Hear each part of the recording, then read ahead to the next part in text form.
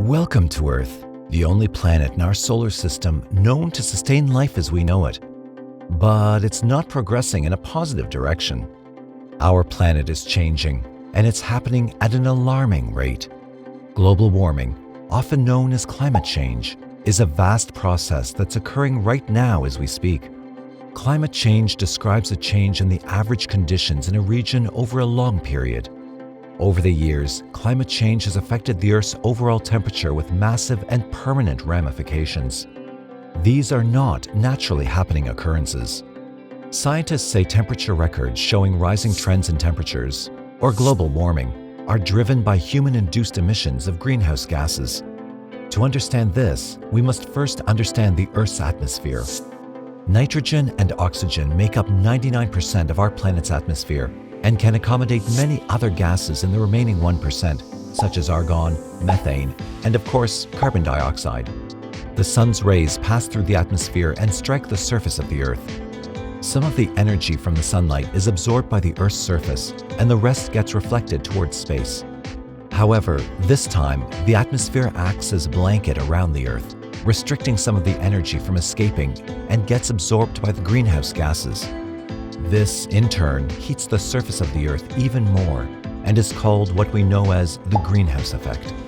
This is a natural mechanism that keeps the Earth warm and comfortable for living things.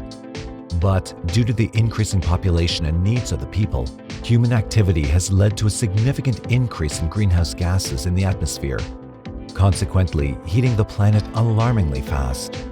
The burning of fossil fuels and biomass, dumping of waste, refrigerants, and deforestation are just some of the many sources of greenhouse gases released into our air through human interference and lifestyles. Livestock farms are also a big source of greenhouse gas emissions. Raising livestock accounts for 14.5% of worldwide greenhouse gas emissions, which are extremely harmful to the environment.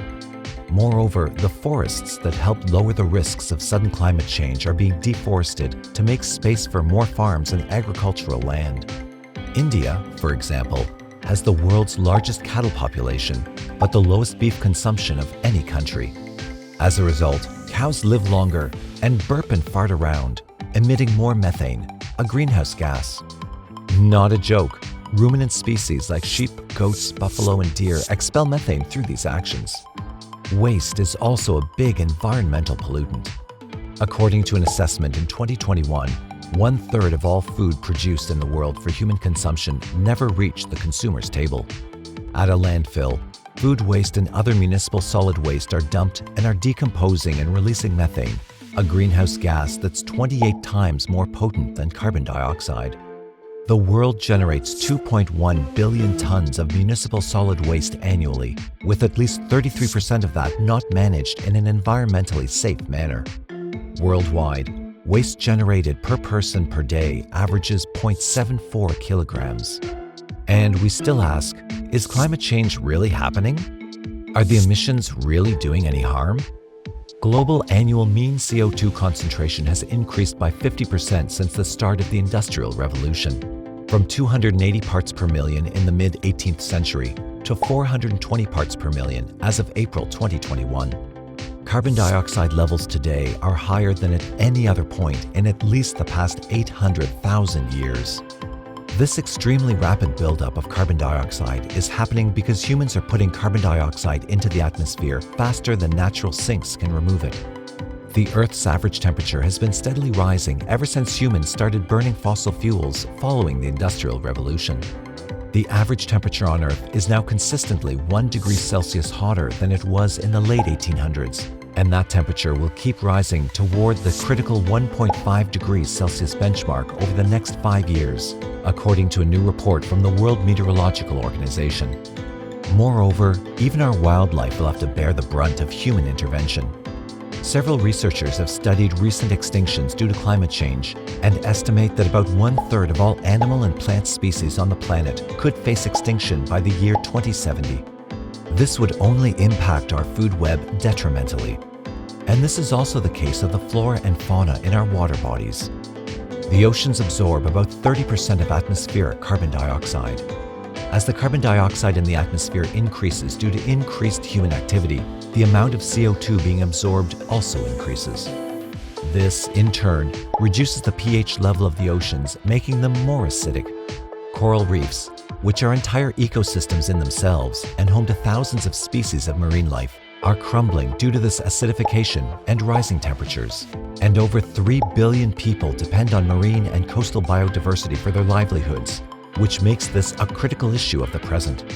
Even if we significantly curb emissions in the coming decades, more than a third of the world's remaining glaciers will melt before the year 2100. This will lead to rising water levels and will eventually submerge many small island nations and coastal regions. According to NASA, 12 Indian cities and towns will likely be underwater by up to 2.7 feet by the year 2100. With climate change, natural disasters are not too far behind. In the year 2020, 58,950 wildfires burned 10.1 million acres. Considering all these dangerous, highly plausible events, we'd want to know what we can do about climate change. This is where renewable energy comes in. The sun, water, and wind, along with geothermal heat, are just some of the infinite renewable energy resources with minimal carbon emissions. This will also move the attention away from fossil fuels and other finite resources. Renewable can also translate to reusable in many cases, which will subsequently reduce manufacturing. The lesser the production, the lesser the waste, and the lesser the burden on the landfills. But as individuals, we can make changes in our personal lives too. You can start by replacing meats from your diet, switching off extra lights, or even by cycling to get groceries rather than taking your car. Using public transport, buying local ingredients, and even saving water are all green choices that help reduce your carbon emissions. Climate change is happening right now. We can see its effects everywhere we look. So educate yourself, talk to more people, and spread the knowledge. And once again, Earth is the only place in our solar system known to sustain life as we know it. Only we can help ourselves. Do your bit.